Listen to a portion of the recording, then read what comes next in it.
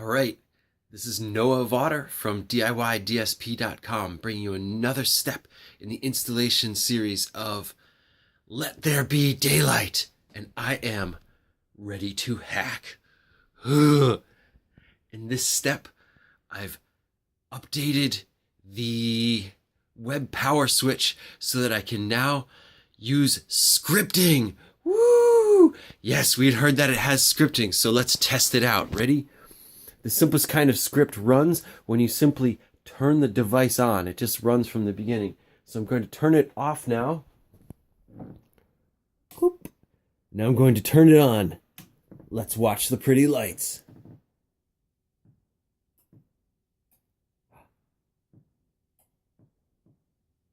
There we go, and you could even hear the relays while it's running.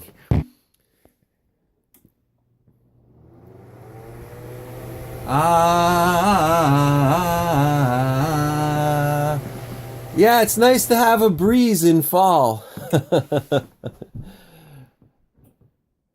And now the lights have turned themselves out. Well, that's pretty amazing. To do this, I actually had to upgrade the firmware because when I got the units, they were shipped with some seriously old firmware from like 2012.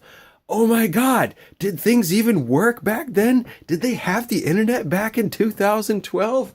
I don't know. Weren't they on like the first iPhone or something?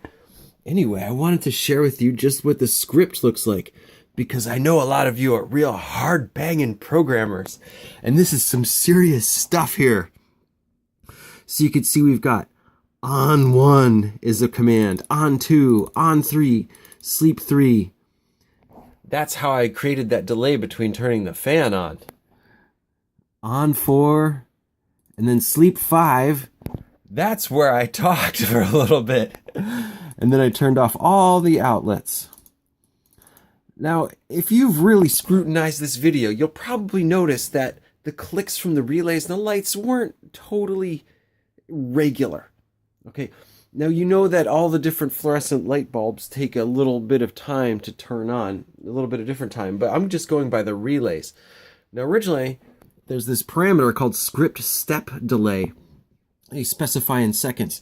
And one would think that it could handle that pretty well, but honestly, the time seems to be about plus or minus 2 seconds.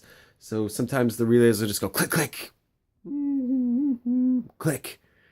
So that's just like a little tiny detail. Anyway, my next step here is going to be, instead of using the sleep command, to use the wait command, because the wait command is the one that will just hang around and wait for a certain time. So I'm going to be, if you recall, setting up this system to extend my effective daylight. So what I want it to do is around 5 p.m., 4 p.m., 6 p.m., etc. I want it to be modulating these lights, turning them on so it's longer. So that's perfect use of the wait command. All right, I'm going to go for a bike ride now. Stay tuned, like and subscribe.